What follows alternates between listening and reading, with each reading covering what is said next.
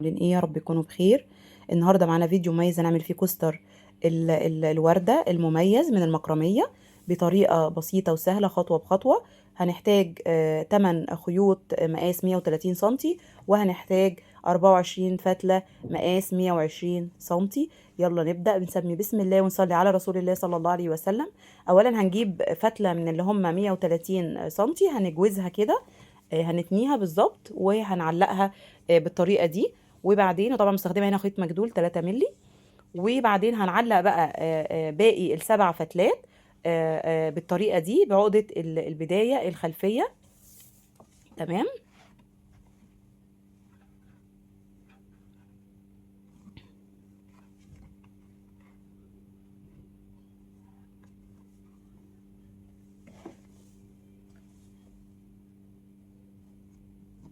هنعلق السبع فتلات بنفس الطريقه دي.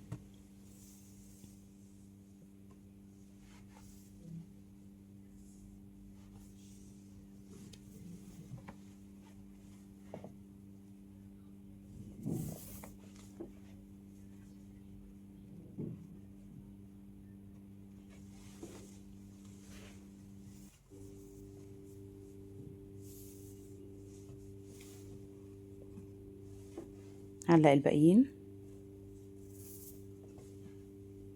ركزوا بس معايا في تفاصيل الكوستر ده. هو سهل وبسيط، ولكن محتاج نركز في خطوات الشغل عشان يطلع مظبوط وجميل. وهو حقيقي مميز جدا وسهل. وان شاء الله تطلعوا من الفيديو ده كلكم باذن الله منفذينه.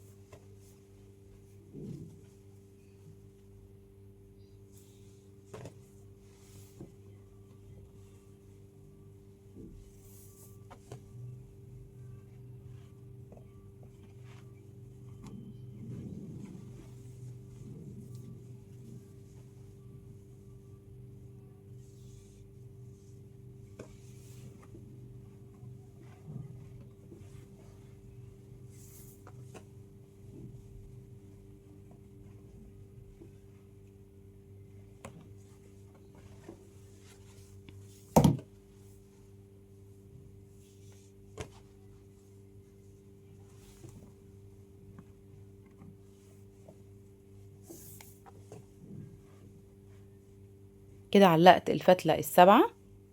تمام. هنشيل بقى الخيط اللي هو الأساسي اللي احنا معلقين عليه ده. تمام. ندخل الخيط التاني في الحلقة الصغيرة دي.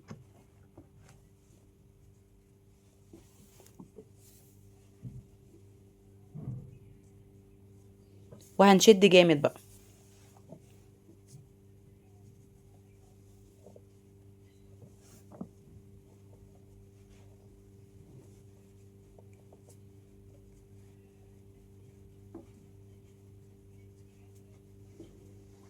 بالطريقة دي.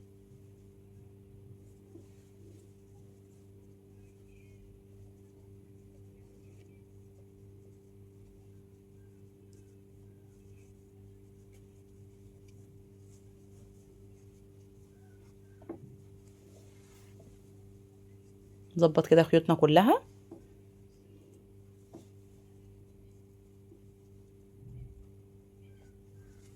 بعد كده بقى هنثبتها. الحلقة اللي احنا عملناها دي هنثبتها بقى هنا كده. وبعد كده هنعلق بقى عليها الخيوط اللي هم ال 24 فتلة. كده انا اصبح عندي دلوقتي 8 فتلات. تمام. طبعا الفتلة لما بتتني بتبقى 2. تمام. فهنعلق بقى دلوقتي ال 24 فتلة، هنشوف هنعلقهم ازاي.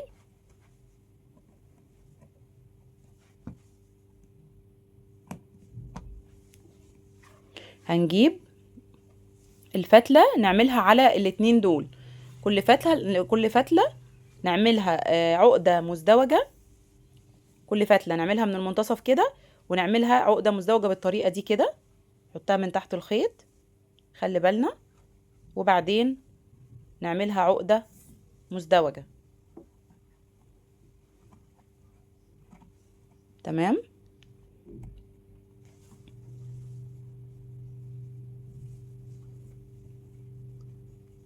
نشدها بقى ونثبتها ونزقها لفوق. بعد كده هنجيب كمان خيط نعمله بنفس الطريقة بتاعته،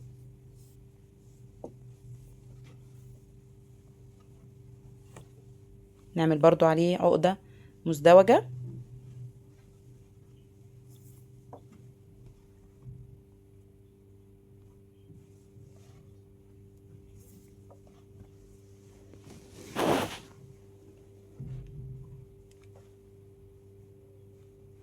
نجيب الفتلة التالتة، كنا طبعا اي واحدة بنعملها بنزقها لفوق. بعد كده نعمل التالتة ودي اخر واحدة.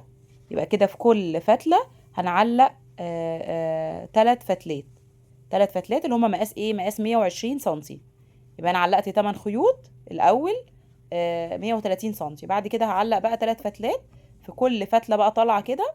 هي يعتبر هي قدامكم ان هي طالعه 2، ولكن هي احنا طبعا معلقينها في الاول هي فتله واحده، بس لما اتنت كده بقت مديني فتلتين، فانا علقت 3 خيوط على كل فتله طالعه.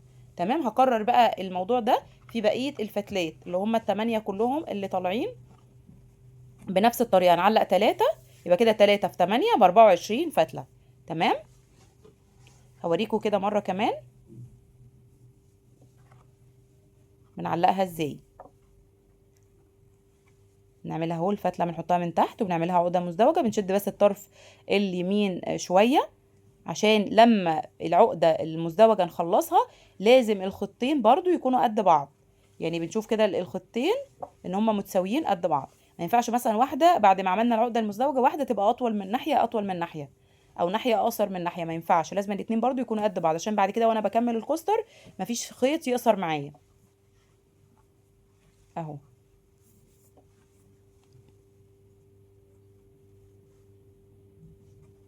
وازق خيوطي على فوق، بظبط خيوطي وبظبط مقاسها واقوم زقاها على كده على فوق. تمام. نعمل التالتة زي ما قلنا بنتأكد من مقاسها ان هما الاتنين طول بعض.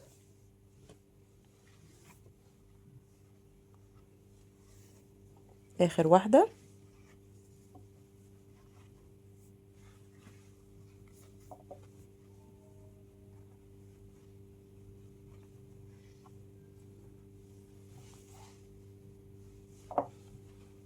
تمام كده 3 فتلات علقتهم اهو. هكرر نفس اللي انا عملته ده في باقي الفتلات، في باقي الخيط هعمل نفس اللي انا عملته. تمام كده علقتهم، علقت كده 3 فتلات على كل فتلة.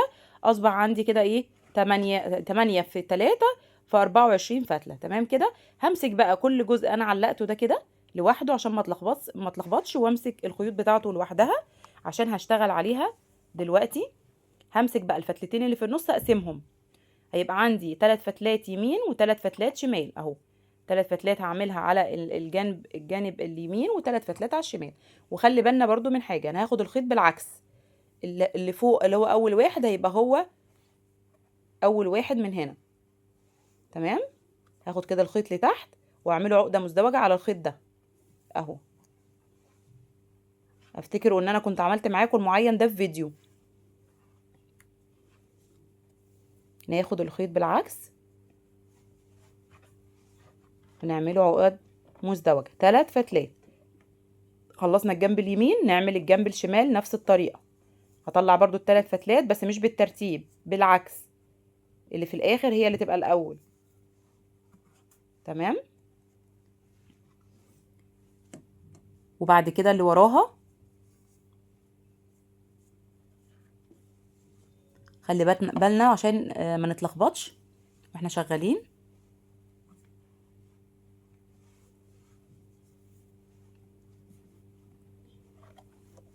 ادي كده التالتة كده. تمام. بعد كده هنعمل ايه تاني؟ هنمسك برضو الخطين اللي في النص، واحدة يمين وواحدة شمال. تمام. واحدة هعملها كده وواحدة هعملها كده، وهعمل عليها الفتلتين عقدة مزدوجة. يعني هاخد فتلة واعمل عليها 2 عقدة مزدوجة. مش هاخد طبعا الرابعة اللي هي الخيط الثابت اللي احنا كنا شغالين عليه، مش هناخدها. بعد كده عملت اهو الاتنين، بعد كده هعمل اللي وراها واحدة بس.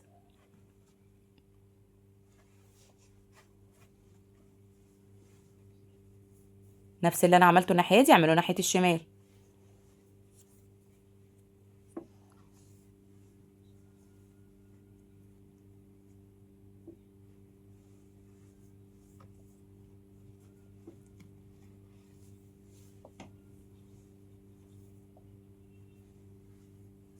بعد كده اللي بعدها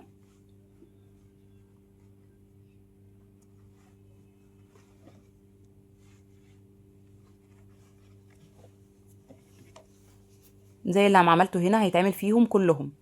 تمام، هيتعمل في كل الاجزاء زي ما احنا شغالين.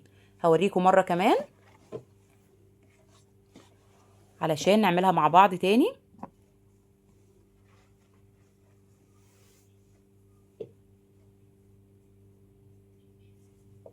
لو تفتكروا ده الكوستر اللي احنا عملناه مع بعض الفيديو اللي فات، اللي انا استخدمته بورد. شايفين شغال عليه بكل سهولة ازاي. انا عملت من تحته اللي هو البوري، و بحط فيه الدبابيس عادي بتفضل ثابتة، وبعرف اشتغل عليه بكل سهولة. دي كانت فكرة رائعة فعلا للبورد. كده اخدت الخيوط برضو يمين وشمال. تمام، وباخدها بالعكس، مش بالترتيب، بعكس الترتيب من فوق لتحت. تمام، كده اخر واحدة.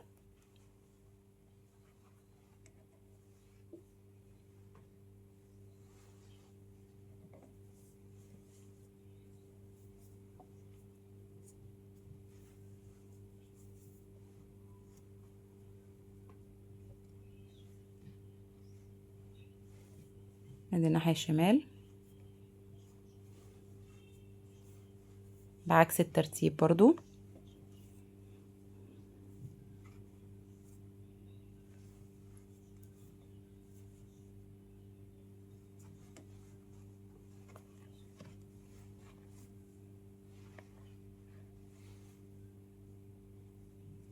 بعد كده في النص زي ما قلنا الخيط الثابت ده ملناش دعوه بيه. 3 خيوط يمين و3 خيوط شمال. هاخد اللي في النص واعملها العكس كده، واحده يمين واحده شمال، ونشتغل عليهم عقده مزدوجه.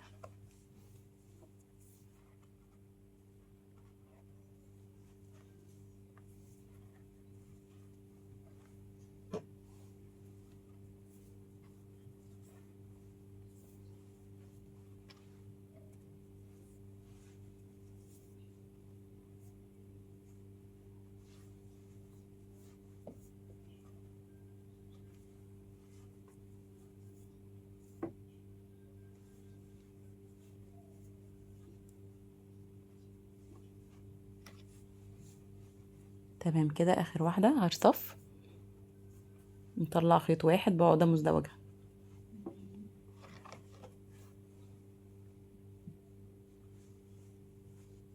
تمام، بعد كده هكرر كل العمليه دي في باقي الكوستر.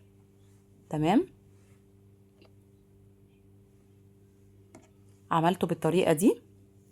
بعد كده همسك الخيطين اللي في النص ما بين كل عقد مزدوجه واقوم قافلاهم بالطريقه دي. بعمل كده برضو عقده مزدوجه في النص، فبقفل كل شكل على بعضه كلهم بنفس الطريقه. تمام، بعد كده الخيط الثابت بقى هنطلعه بالعكس. الخيط اليمين هنجيبه ناحيه الشمال بالطريقه دي اهو، والشمال اهو هنجيبه اليمين هنجيبه ناحيه الشمال. كل الخيوط الثابته اليمين هنجيبها اتجاه الشمال، وناخد كل الخيوط اللي هتقابلنا عقد مزدوجه، اللي هم هيبقوا كام؟ هيبقوا 4.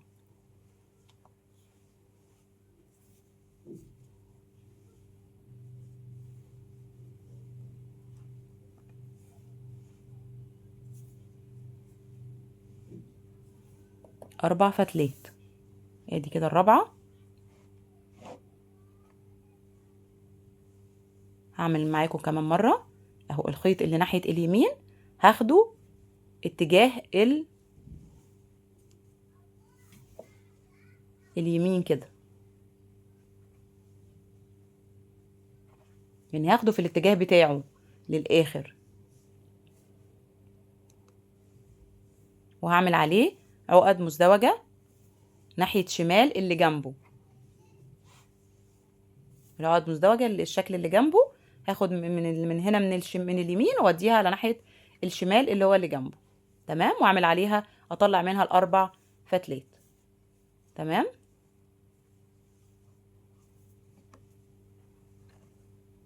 نفس اللي انا عملته ده هكرره بقى في باقي الكوستر.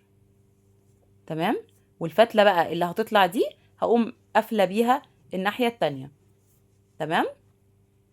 الفتلة بقى اللي هي جاية من ناحية الشمال من العقد المزدوجة هاخدها ناحية الشمال، اللي جاية من ناحية الشمال واخداها هنا ناحية اليمين، يعني سوري المعينات او العقد المزدوجة اللي جنبها عشان اقفل الشكل بتاعي.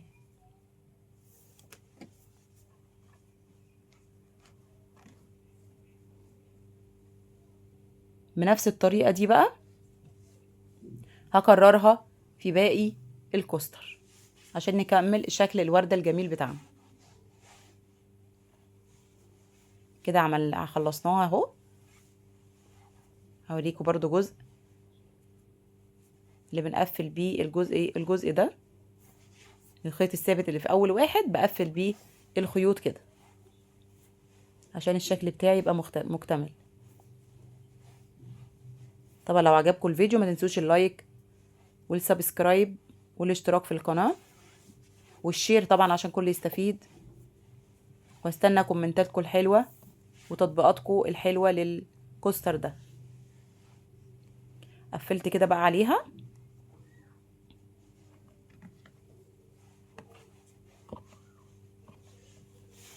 بعد كده انا عايزة اقفل برضو المعين تاني من بره بعقد مزدوج عشان الم كل الخيوط دي وتديني بقى الشكل النهائي للكوستر ده. هاخد اول خيط اعمل عليه عقدة مزدوجة، طبعا كل معين بقى للخيوط بتاعته، له 4 خيوط خارجة منه.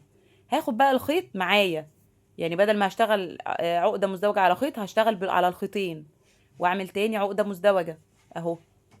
بالطريقة دي هعمل عقدة مزدوجة تاني. تمام. بعد كده اخد الفتلة برضو التالتة معايا واعمل عليهم كلهم عقدة مزدوجة. تمام. يبقى اي خيوط عندي باخدها معايا اعمل عقدة مزدوجة واخد الخيط معايا نعمل عليه عقد مزدوجة. اصبح عندي الصف الجنب اليمين كده خلصان. نعمل الجنب الشمال ناحية الشمال كده هنعمل عقدة مزدوجة.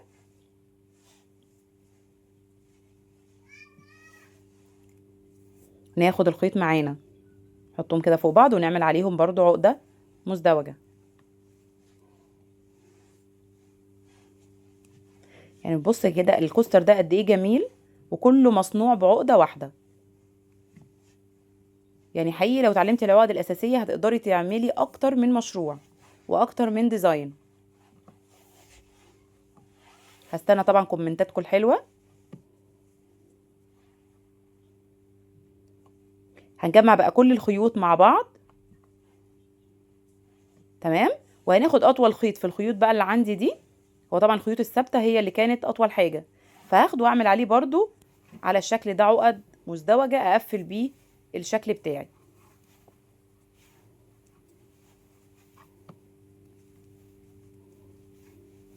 بالطريقة دي.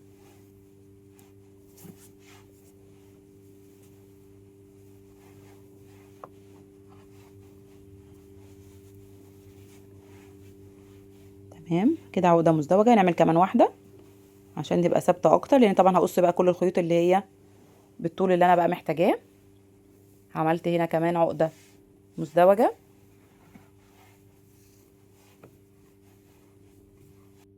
اهو.